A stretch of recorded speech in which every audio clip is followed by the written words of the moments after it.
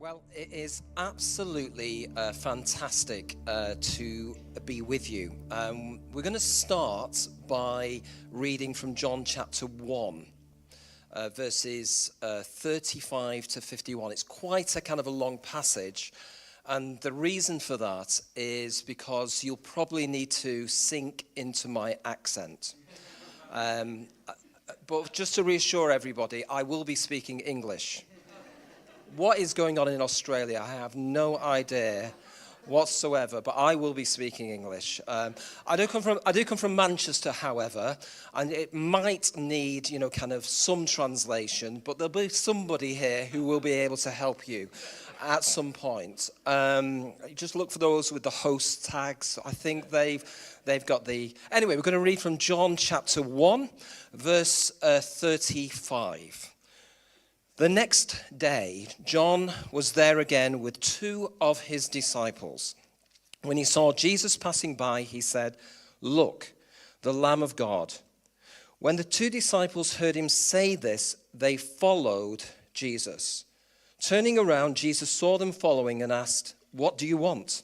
They said, "Rabbi," which means teacher, "where are you staying?" "Come," he replied, "and you will see." So they went and saw where he was staying, and they spent that day with him. It was about 4 p.m. Andrew, Simon Peter's brother, was one of the two who heard what John had said and who'd followed Jesus. The first thing Andrew did was to find his brother Simon and tell him, "We have found the Messiah, that is the Christ." And he brought him to Jesus. Jesus looked at him and said, "You are Simon, son of John.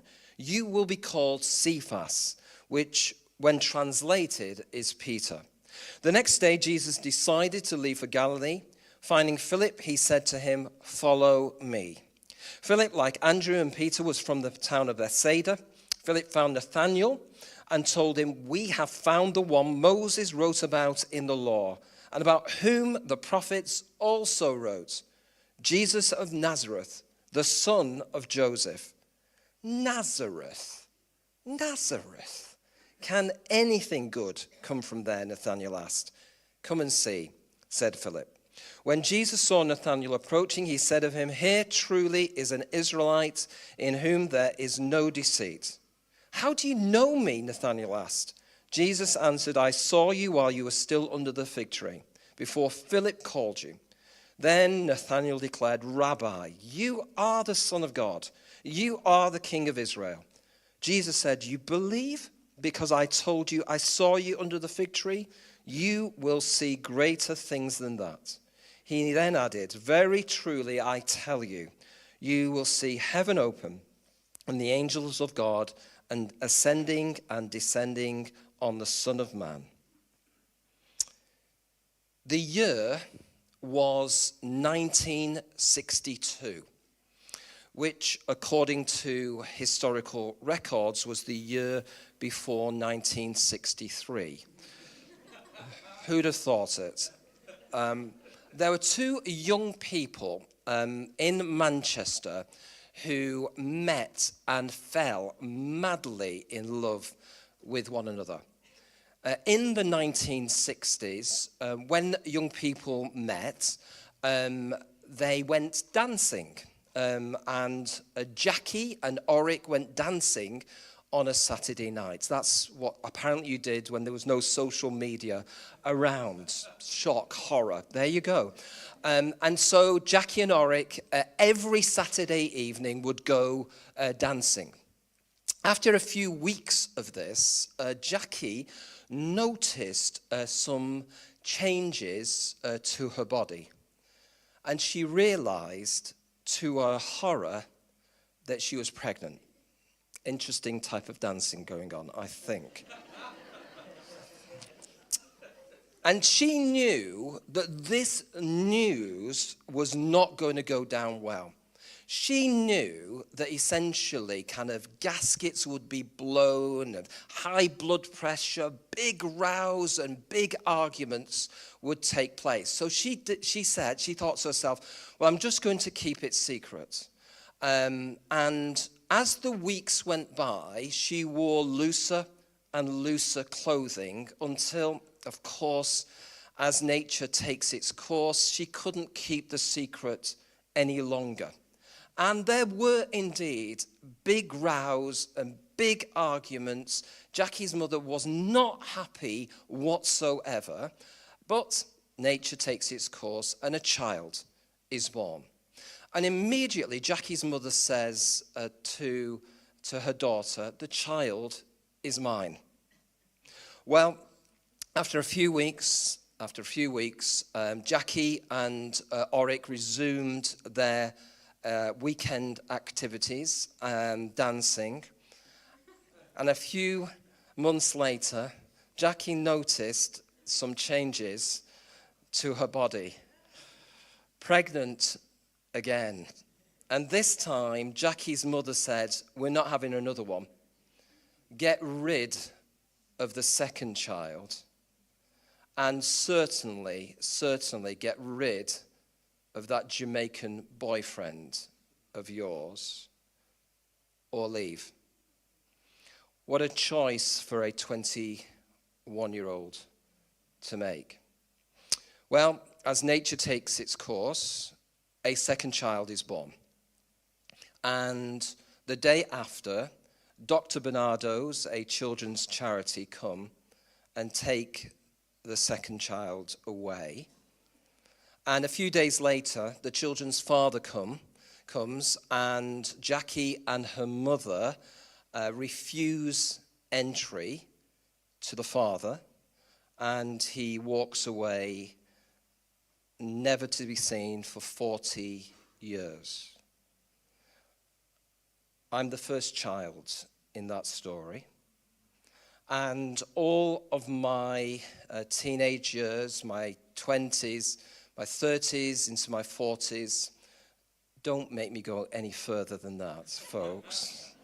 I suffered and have suffered with abandonment and rejection.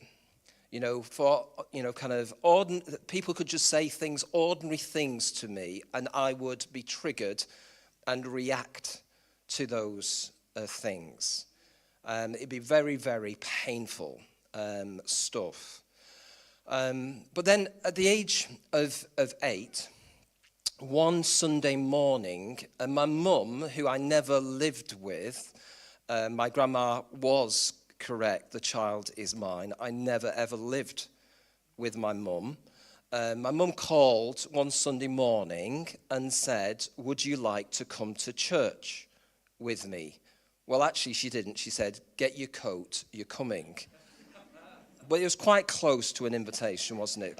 Quite close to an invitation. 3 years later, the church to which my mum had invited me,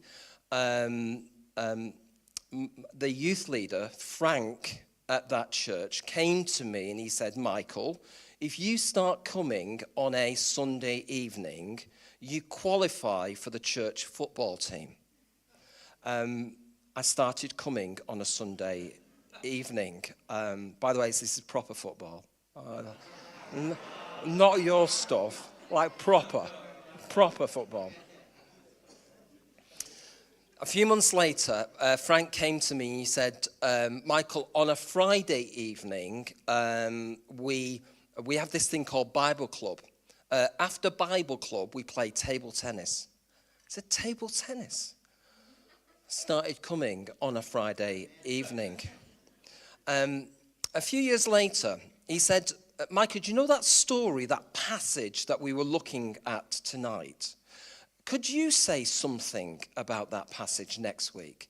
I said, "Me?" So he said, "Yes, you, Michael." Where would I be without those series of invitations? I needed a spiritual father. And Frank carried me into the arms of Jesus. He was my inviter, but it needed my mum to start off with. And then, for the next 20, 30, 40 years, Frank and Anne were there for me and they were there for my wife as well. We used to go round to their home every other Saturday evening, and we would used to share life with them. And then there was a sad day when, of course, when I was carried into the church by Frank through his invitation, and I had the privilege at his death of carrying him back into the church. Well, at the age of 40, after 20 years in business, I just was having a cup of coffee one day with the communications director of the Anglican Bishop of Manchester, who'd had this idea about a welcome Sunday. It hadn't been named at that point. And she changed the course of my life by saying, Michael, if I take the media side of this thing, would you look after the clergy, the church leaders? Well, little did I know, I got the rough end of the stick on that particular deal. I was sent as an Anglican layperson to what is known as clergy chapter gatherings. That sort of gathering of church leaders. What I was to discover was that not even church leaders want to go to clergy chapter gatherings. And I was sent in the midst to be told whatever it was I was about to bring, would not be of any use to their congregation. But that allowed me, that initiative, which became known as Back to Church Sunday, allowed me to trot around the world over the next 20 years or so, teaching about the importance of a single invitation. And now you understand why it might be really important. The importance of a single invitation. One with God means a lot. One with God means a lot. And I know in our world at times, we're after numbers, big numbers. But for God, one is really, really important. Well, I trotted around the world and took this initiative to 18 countries, multiple denominations and streams. And around about 7 or 8 years ago, I ended up in a church in Canada. I'd just done a 2.5-week tour of the northwest United States and Alberta. Frankly, it was a Sunday morning. I was exhausted. I had 3 sermons to do that day to this large Anglican church.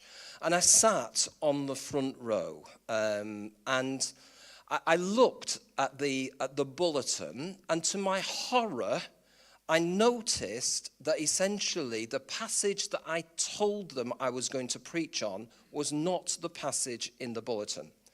And if you're in an Anglican church, they really like you to preach on the gospel reading that day. And to say I started to hyperventilate a little bit, and, I was sweating cobs. That means perspiring. So I was really, shaken a little bit. So I looked at the Old Testament reading, and it said something like, pluck out the eye of the unbeliever. And I thought, I can't preach on that.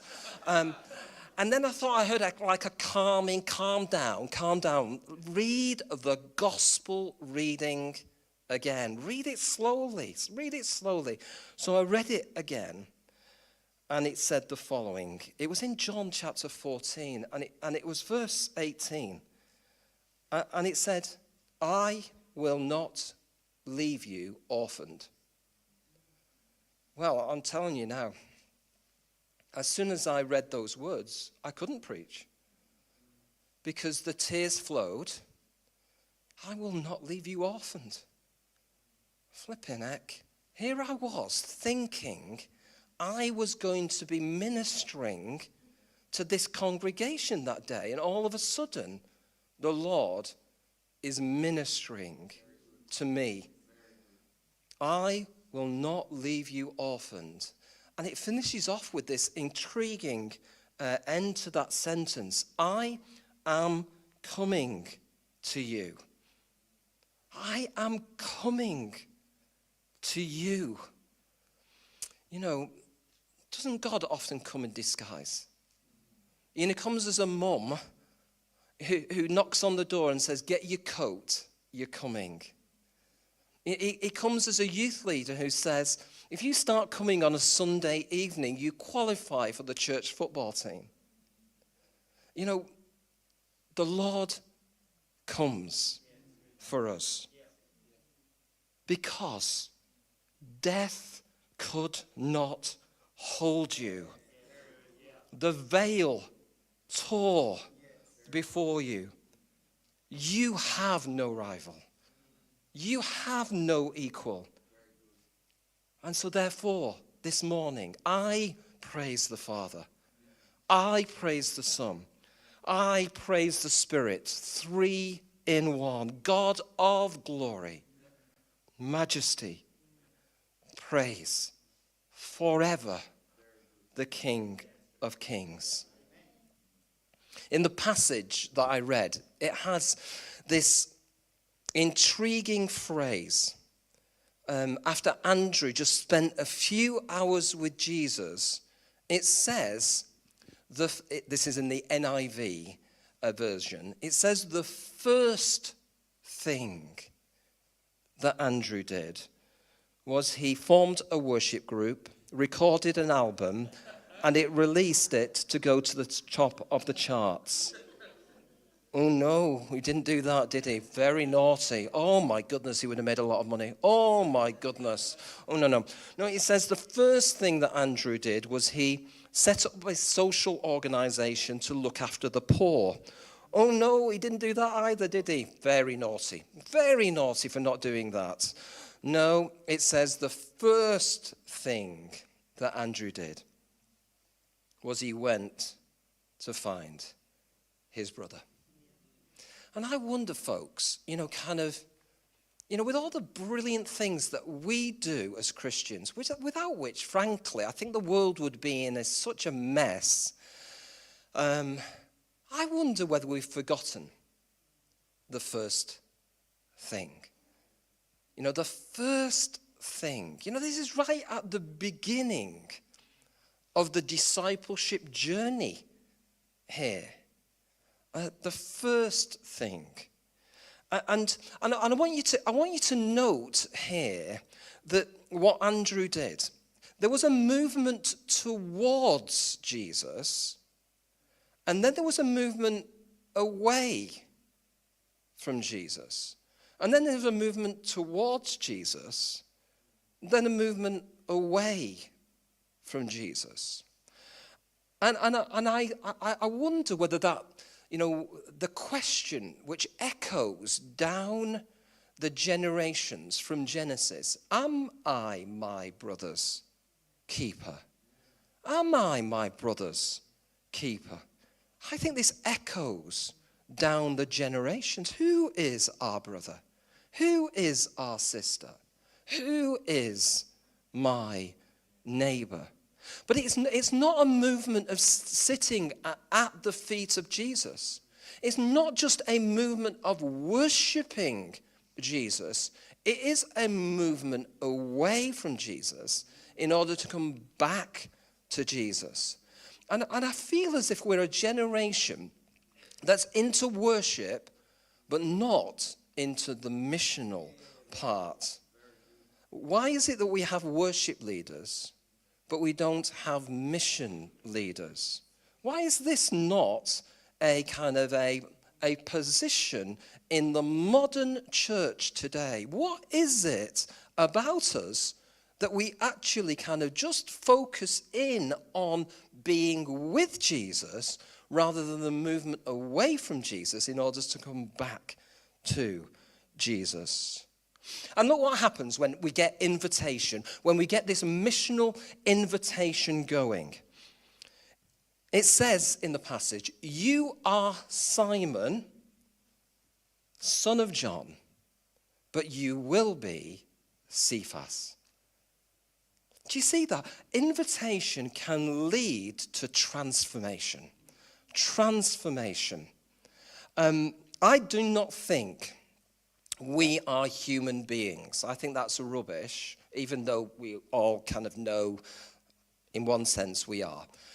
I think what the Bible tells us, that we're human becomings. We're becoming who God imagined us to be. And I think it's not just invitation into an act of worship or invitation to Alpha.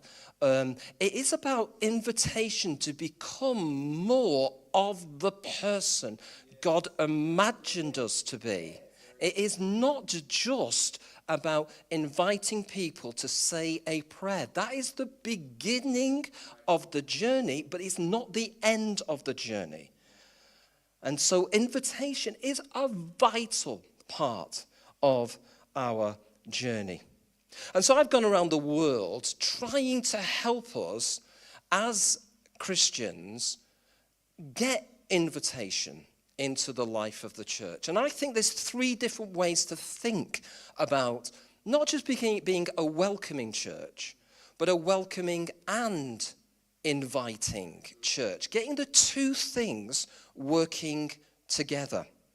And so I've come to the conclusion that to become an invitational person, success is one person inviting one person as nudged by God and then leaving the result to God.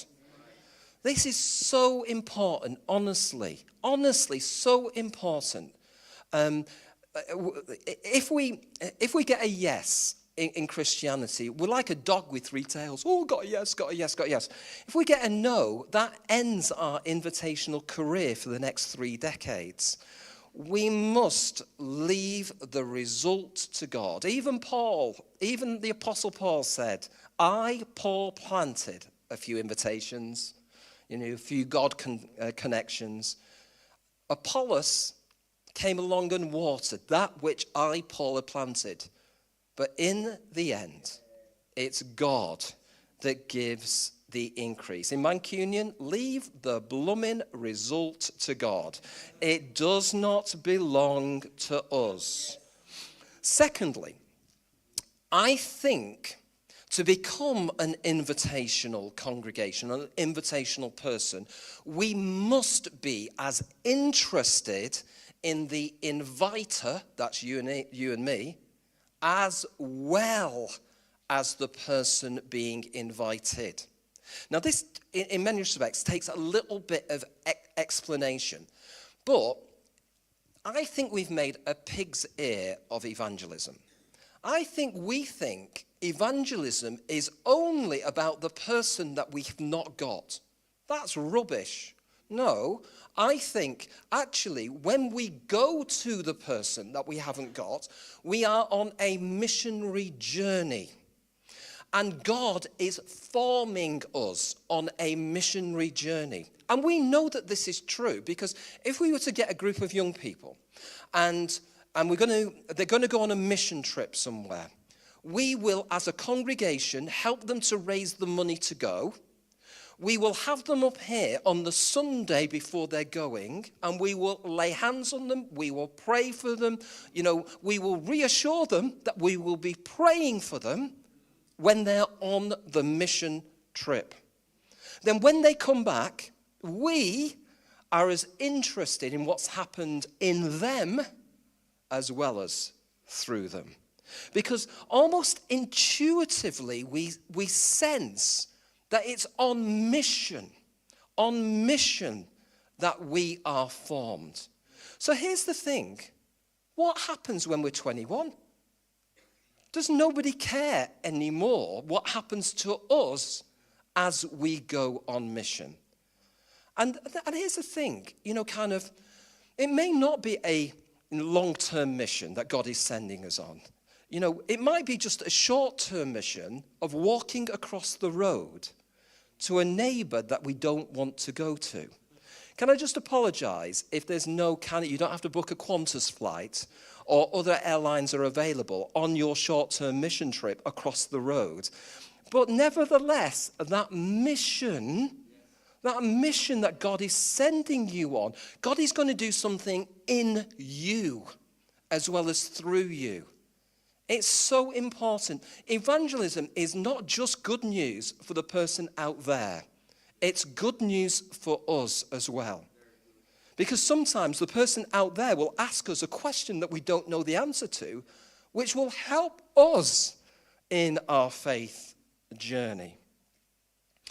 The third way to think here, and strap yourselves in, everybody. This is a shocker, this next one. Defibrillators are available somewhere in this building with this next one. It's a shocker, this. I mean, honestly, I know, we are churches nowadays with a run sheet. Now, unfortunately, God has his own run sheet, and it's normally different than our run sheet.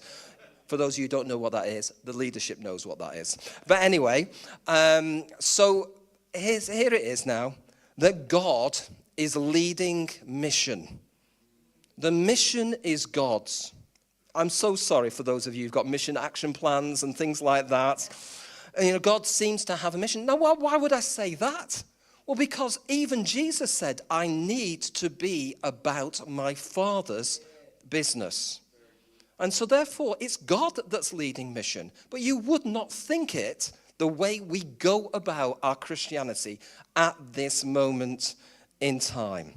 However, this is all really nice, all lovely, isn't it?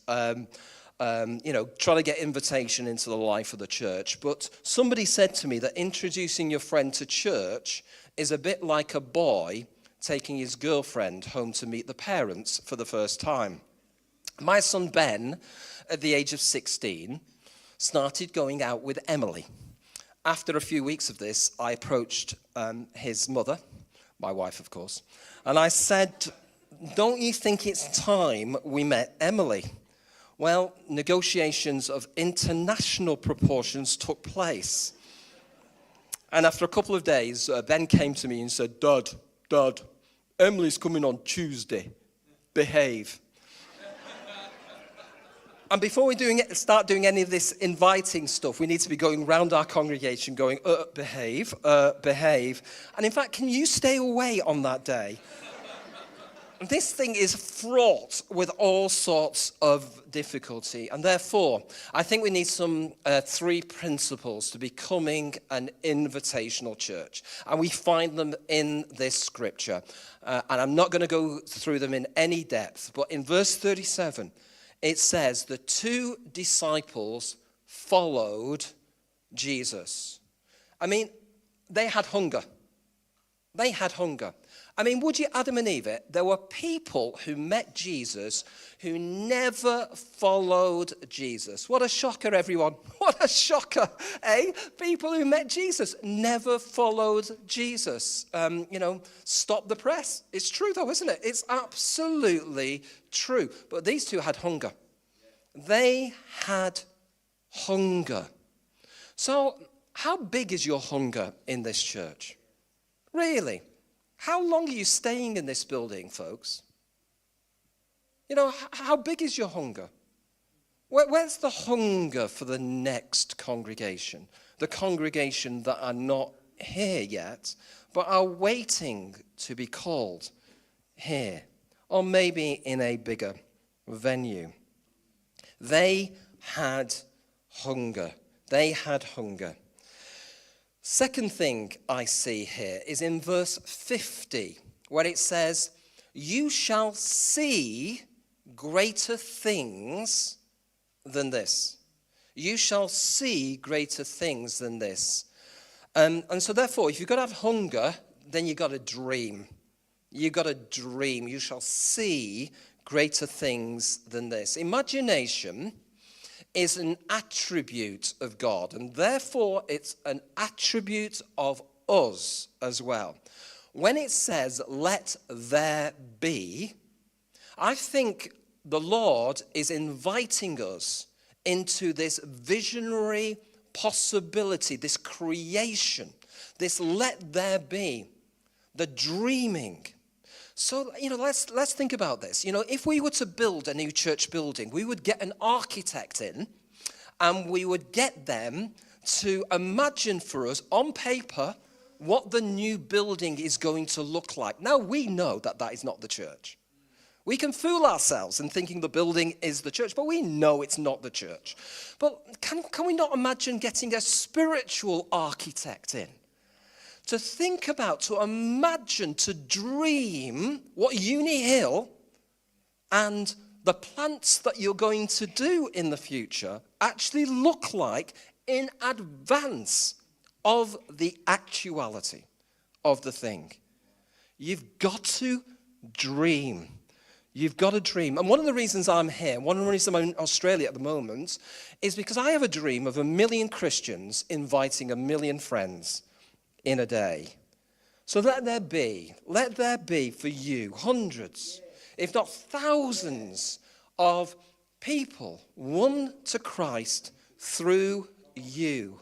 Who is your spiritual architect that you are bringing in to actually dream the dream of the future? The third thing here, hunger, dream. Third thing here is the verse that I paused at. I really love the verse that I paused at, which is Nazareth. Nazareth, can anything good come from there? And I just think this about me, Manchester, North Manchester, I didn't come from a Christian family, real in poverty, in deprivation. Can anything good come from there? Come and see. You've got to resolve, you see. As soon as you get your dream out there, somebody's going to come and pop your balloon. It's just the way it is. It happened to Jesus, it'll happen to us. Jesus, kind of stands up, reads, I come to set the captives free, to proclaim freedom, and then he sits down, and at that point, everybody should have stood on their feet, applauding, but no, we get, hang on a second, isn't this Joseph's son? As soon as you get your dream out there, somebody will pop your balloon. Hezekiah chapter 3 verse 16 says, by the way, there's no such verse, just to reassure you, you have to kiss a lot of frogs. No, it doesn't say that, does it? Anyway, but the point being, folks, when it says, kind of the sower goes out to sow the seed, some of the seed falls on the path. Oh dear, we need a new initiative. No, we don't. The success of the sower was kept on sowing. Hunger, dream, resolve. I will not leave you orphaned. Honestly, folks, I'm not the only orphan. I'm not the only orphan. There are others out there, and I don't mean that they don't have even a physical mother and father. I mean we're orphaned from God. He comes for us to restore that father relationship with us. I will not leave you orphaned. I am coming to you. And he comes in disguise. And my hope and dream for you is he's coming in your disguise to someone, because he's not prepared to leave people as orphans. And so I'm going to lead you all now in a spiritual practice. And as Pastor Charles said before, I think it's really important in this area to order the priority of our hearts. That's what he said. Order the priority of our hearts. What is the first thing? That's the thing. What is the first thing? What is the prioritization of our hearts here? I've said it looks to me, as soon as people met Jesus, the first thing. That seems to me to be a priority here. It's a sign of our surrender, was the other thing that Pastor Charles says. The ordering, the priority of our hearts is a sign of our surrender. And therefore, I'm going to ask you all in a few moments' time to bow your heads, and we're going to have some silence. Now, I just want to warn you all. I know you're all sort of charismatic and Pentecostals. I'm not going to leave the silence too long because I know you go cold turkey. So I know I've got to kind of be very careful with silence. If I was in front of an Anglican audience, then not too much silence there, because otherwise they'll just go to sleep. Anyway, so I know there's a continuum, with all of this, so I know I've got to be really careful here with you all. But I'm going to pray this prayer 2 times, and I want you to listen very carefully. What the prayer is about, it's just 14 words, folks. And I personally would love you as Uni Hill to adopt this prayer. But, we'll see. It's just 14 words. I'm going to pray it quite quickly first time, and then I'm going to really slow it down. And it's a prayer about asking God, is there someone? Is there someone right now that the Lord is directing us towards? Please do not dismiss names that just flash in your head. You are not going to be certain about this, but please note them as they come. So, if you bow your heads, and just going to have a few moments of silence. So, Lord, today, is there someone you want me to connect with outside the church? Lord, today, is there someone you want me to connect with outside the church?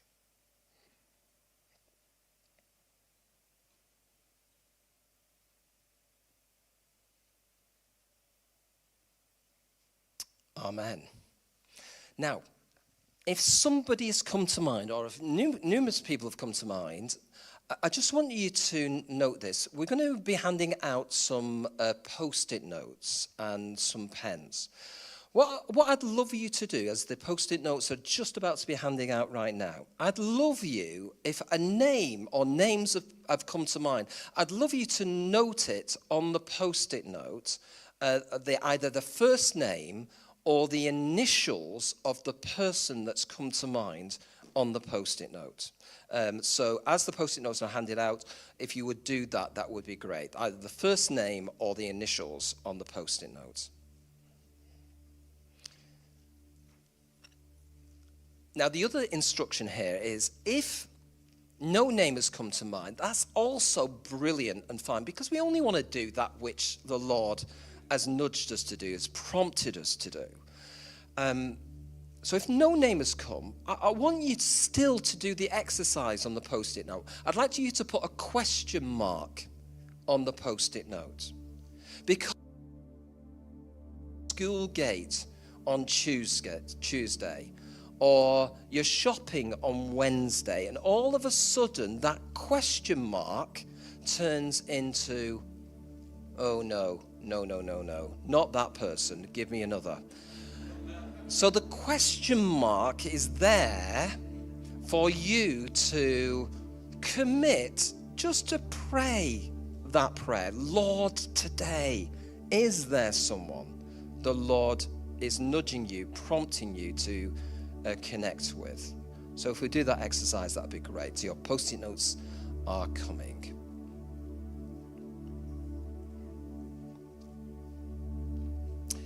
And then the final thing I'd love you to do, once you've actually done this, the worship group have been materializing slowly but surely behind me.